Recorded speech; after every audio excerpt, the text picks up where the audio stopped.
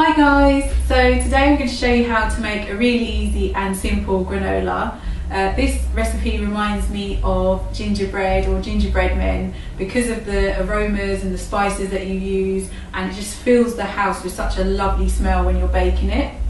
The ingredients you're going to need are 1 cup of almonds, 1 cup of pecans, 2/3 of a cup of sunflower seeds, and 1/3 of a cup of unsweetened coconut flakes.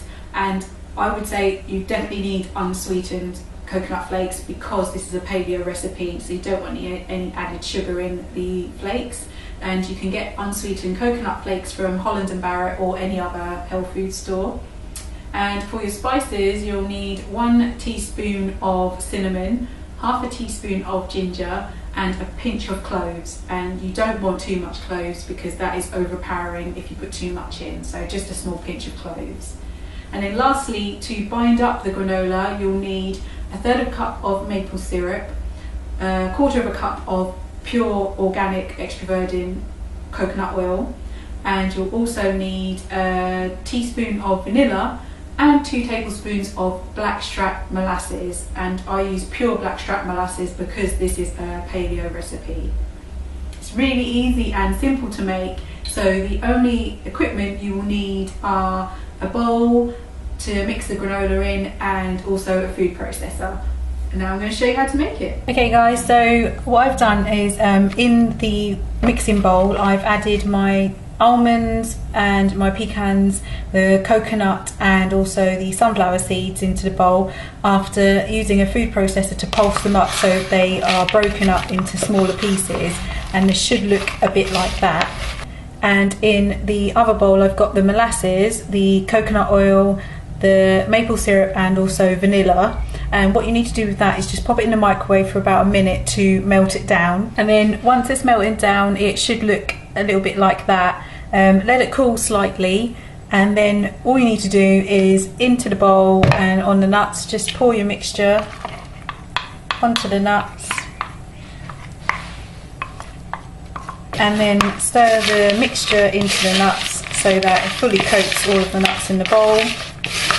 And then in this small dish I've got my cinnamon, ginger and my cloves, and you just add those in and stir it, give it a good stir so all the nuts are fully coated. Your granola mixture should look a little bit like that.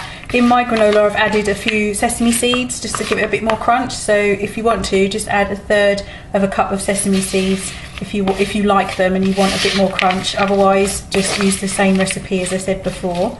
And then granola mixture should look like that. Get a flat tray which is lined with parchment paper. Make sure the paper's secure. And then it's so easy, you just pour the granola mixture onto the paper and spread it out evenly. So your granola mixture should be on the tray nice and even so that it cooks evenly and it doesn't clump together and it's easy to separate. So just make sure it's all spread out onto the tray. Once you've spread out your granola onto the tray, just pop it in the oven for 20 minutes at gas mark 3, and just keep a watch on it so it doesn't burn, because you don't want burnt granola, it's not nice.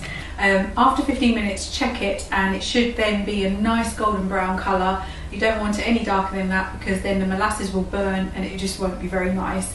And in the meantime your whole house will just smell of cloves, ginger, molasses. It will just smell absolutely delicious and you won't want to wait to eat it. Okay guys, so once you've taken your granola out of the oven it should look a bit like that. So nice and golden brown texture. The house should smell absolutely delicious. So what you need to do is just cool off the granola now for about, I'd say, an hour, and then you can break it up into pieces and munch it. Okay guys, so granola's out of the oven, it's just cooling off behind me and the house smells absolutely delicious. As you can see, it didn't even take 10 minutes to make.